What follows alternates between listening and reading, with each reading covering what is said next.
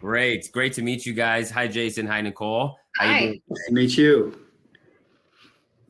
Pleasure to have you. Wow, we have a lot of people in here already. This is amazing.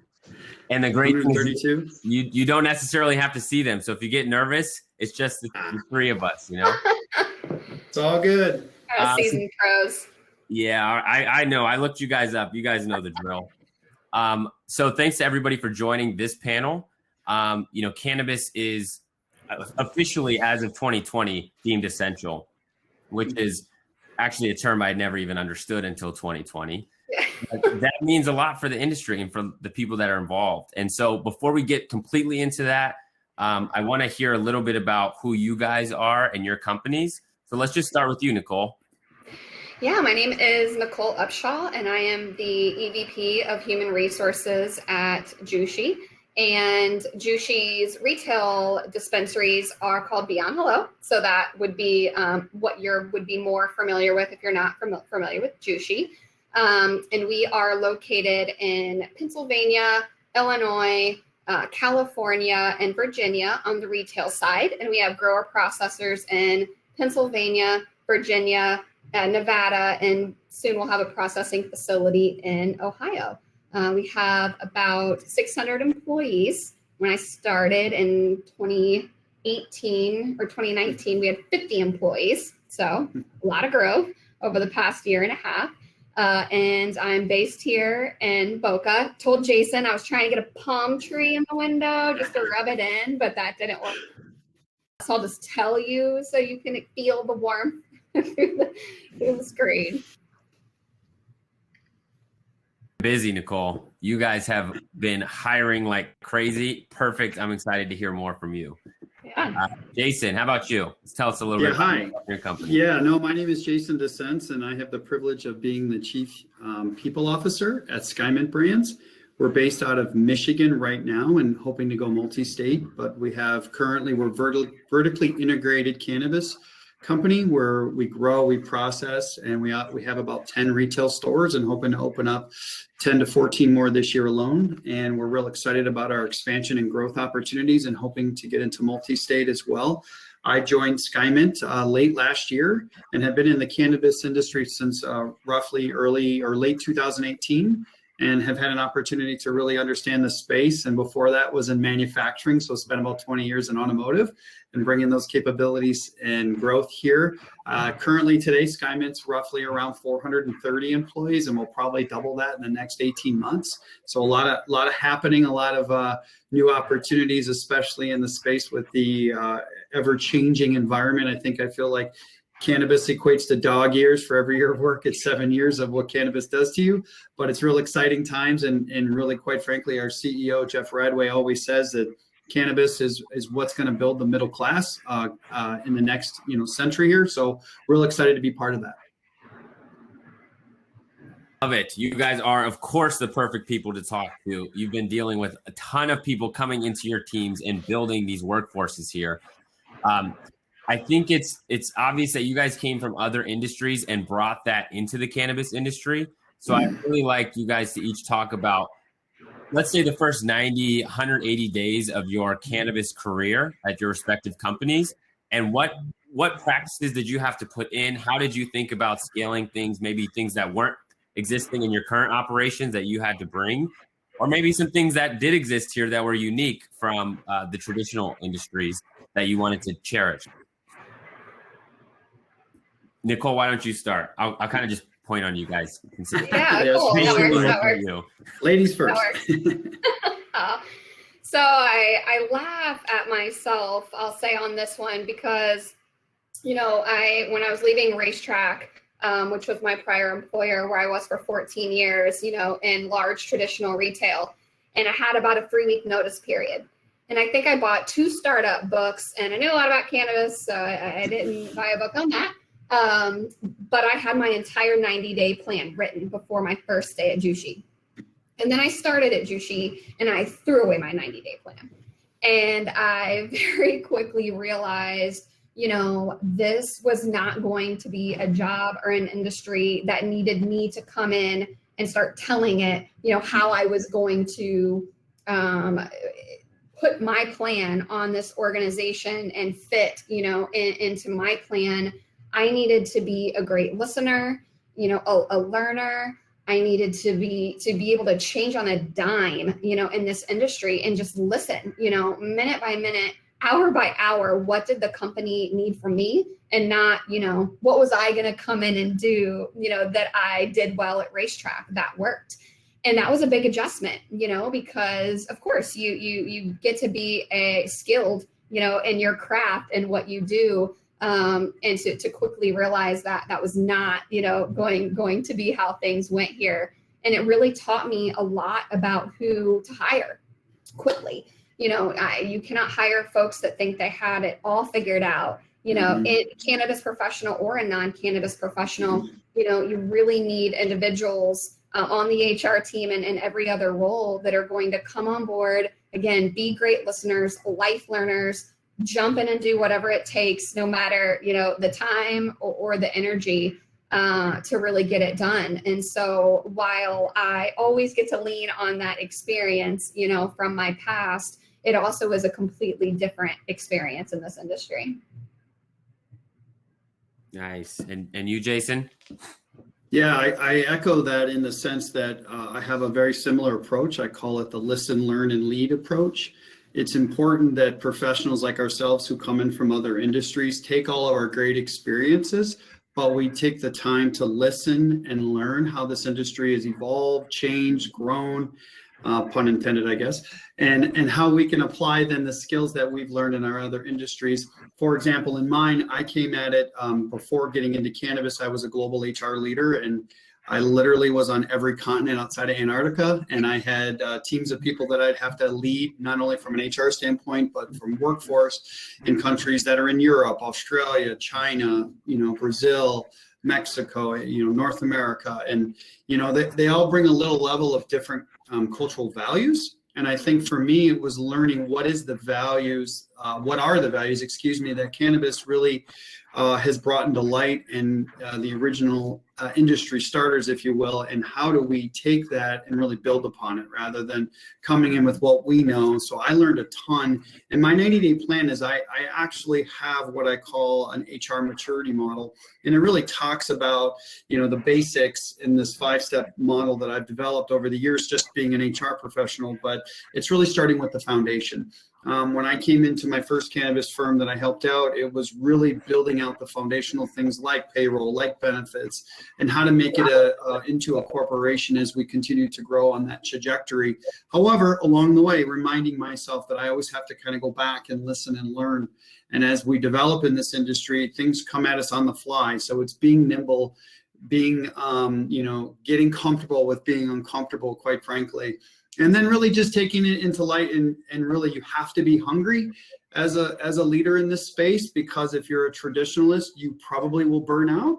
And my approach is really building off that maturity model and quite frankly, then getting into the great things of developing our talent and creating career paths for individuals in this industry, which quite frankly, we're creating new jobs every day. And I just think that's super exciting. And it's really, again, I can't stress enough what our CEO, Jeff Radway, says. It's going to really rebuild the middle class, because these jobs are going to be out there and they're going to be in abundance. I love it. And one thing I really like that kind of resonates with both of you guys is the humility that both of you came into this industry with, not trying to kind of like force your process and your logic onto an industry that quite frankly already existed before it was legal. And so I genuinely appreciate that. You get a little bit of background noise on your side, Jason, just FYI.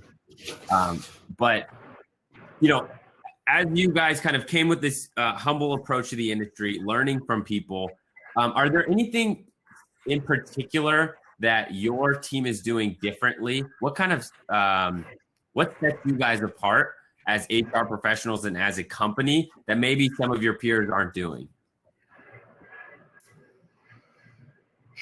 Yeah, I mean, that's a really great question, and I think we don't, have that part figured out yet. I think what I respect most about our industry is, and I think it really was spawned from COVID, is you really saw us start to pull together and see how we can help each other.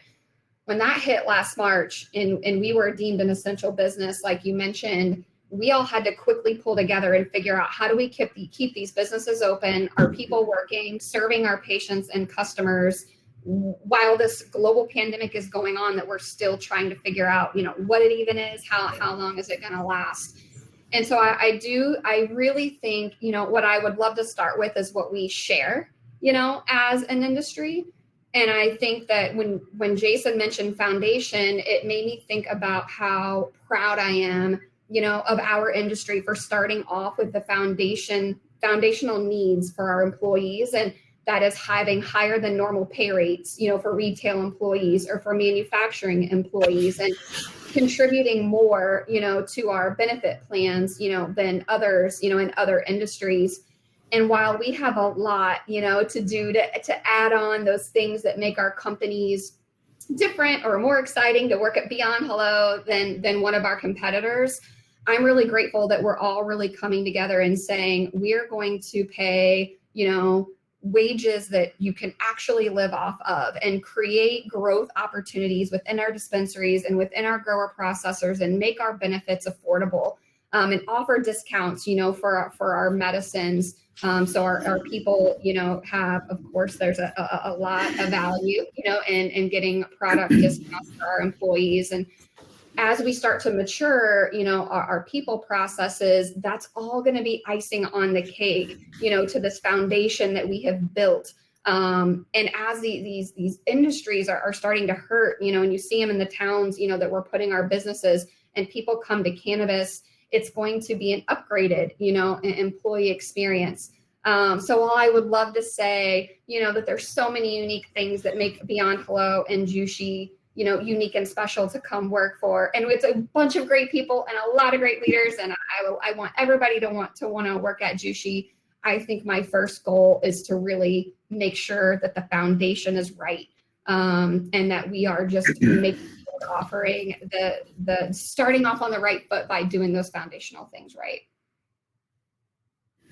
Yeah, I can't agree with you more on that. I mean, I think at the end of the day, what makes a company different from one another is focusing on the things that aren't just the day-to-day, in my opinion. So HR, you got to make sure people get paid. You got to make sure they're getting paid fairly. You got to make sure they feel like they're getting paid fairly. You're doing market analysis. And there's a lot of behind the scene magic, as I call it, in HR that people don't necessarily see what we do.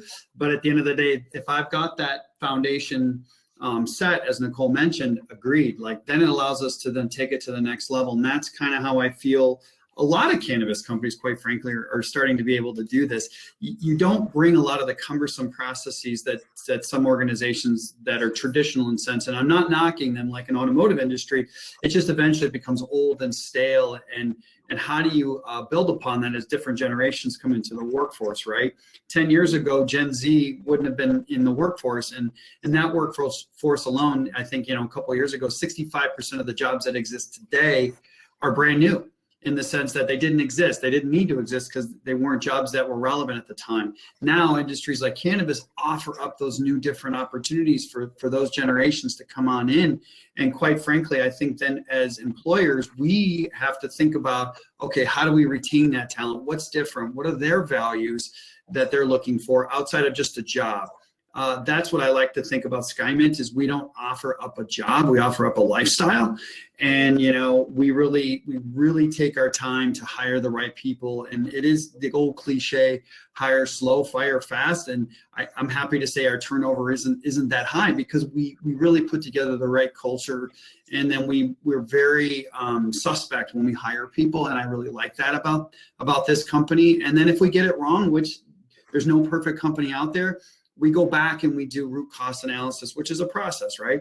And we try to figure out what we could have done better. And that's what I think differentiates, I think just the industry alone from others is we're learning as we build, but at the same time, we're also offering up new, exciting opportunities for people out there in the workforce. Love it. Hire slow, fire fast. So look, in my personal experience, I completely resonate with what you guys are saying. I started in Denver. I graduated college as a math major, and then I started a job as a maintenance man at a group. And my dad, love it. dude, what are you doing?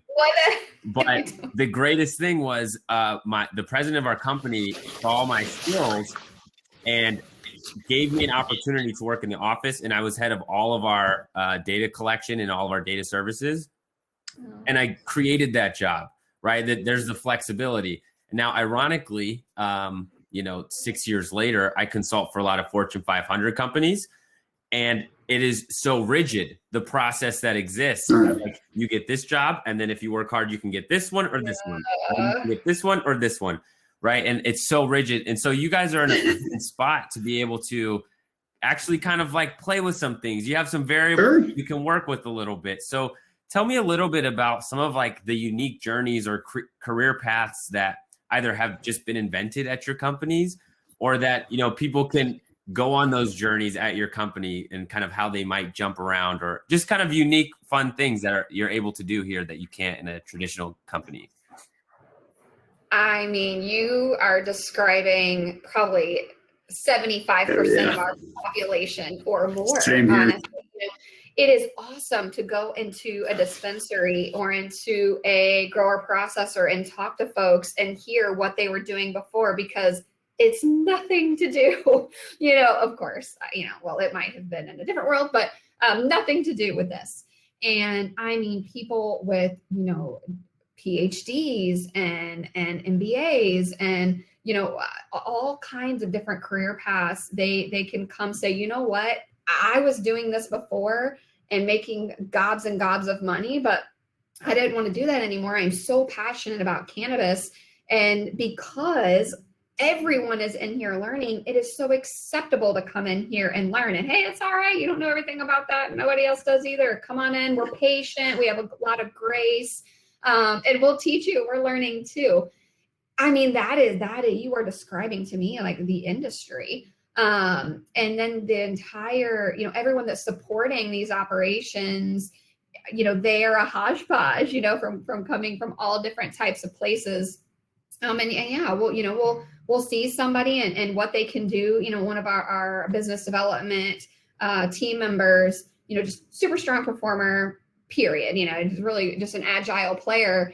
And we saw a gap, kind of on the construction side. So many things are being built. It's like, oh my gosh, we need somebody who's just a really strong, smart, hard work, good work ethic. And like, hey, so you want to go over here and lead this construction group? And at first he's like, what?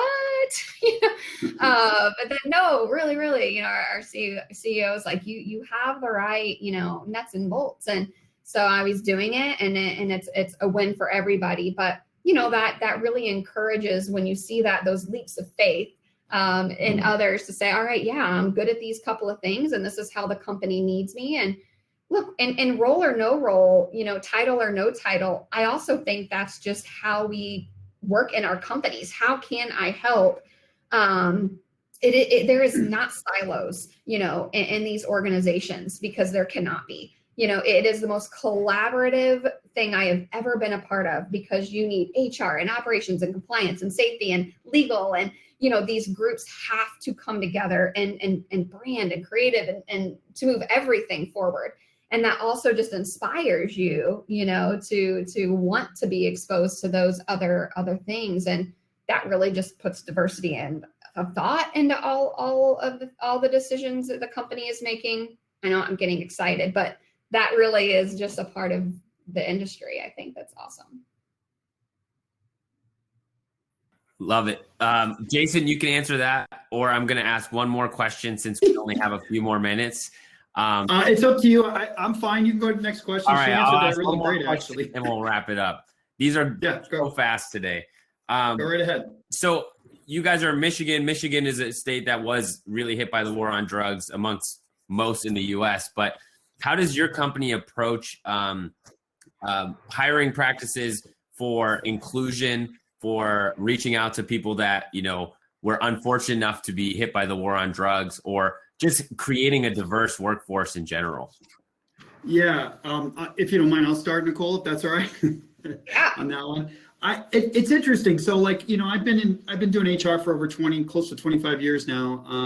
I actually put gray in my hair, I think, or my kids do. But more importantly, I came up through a very traditional US based kind of way we look at companies and diversity. It really was tied to ethnicity and gender. Now, if you go outside the US, it's they don't think about it that way. So I had the pleasure of learning other cultures and how they view their talent and their workforce. And then now fast forward, I'm in cannabis. I believe cannabis is very similar to how the world looks at they don't even use the word diversity. We use the word acceptance. We accept everybody, creed, color, tattoos, nose piercings, hair color.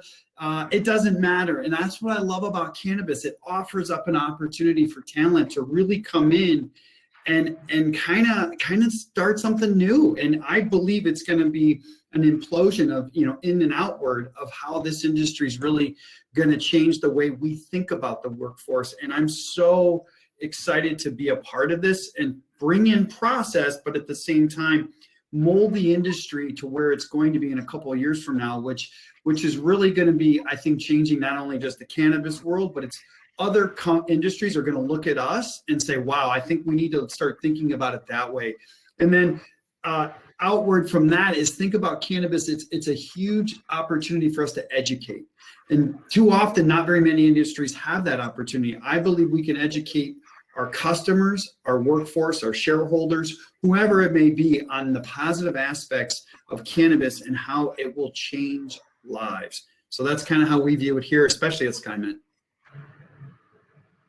We got 2 minutes if you want to hop on that one, Nichole. Yeah, I would just say, to Jason's point, when you sign up for cannabis, you sign up to be in the no judgment zone. Yep. And there is not, you don't come here if that is what you're bringing to the table, because we are going to be different. This is going to be different, and we are going to set an example, for how it should be. And a specific example of something we want to tackle this year, we are currently looking at implementing an LMS. And one of our requirements is that it is accessible from the outside. And we want to have the opportunity to go educate, give out the content we create for our internal employees to people who have been impacted on the war on cannabis, so they can get a leg up, and learn about cannabis before our other applicants. And have a better chance at getting in and being successful in the industry. So that's a 2021 plan of ours. And I'll tell you, a lot of these businesses get put in places that really help us, make sure that we are recruiting, people into these businesses that have been negatively impacted. And it's a very exciting place to be for that reason. Thank you, guys. I really appreciate your insights. Sloan has been on me to make sure I have been on time this whole week leading up to this. So we ended at a perfect time. I thank you guys so much. Jason from Skymint, really appreciate you, and Nichole from Jushi. It's been a pleasure, and you guys can find them on their websites. And I think their logos are on the homepage. But once again, thank you guys so much. Really appreciate you and what you're doing for them. Thank you. It's been a pleasure. Thank you. Thanks, everybody, for coming. Thanks, everybody. Take care.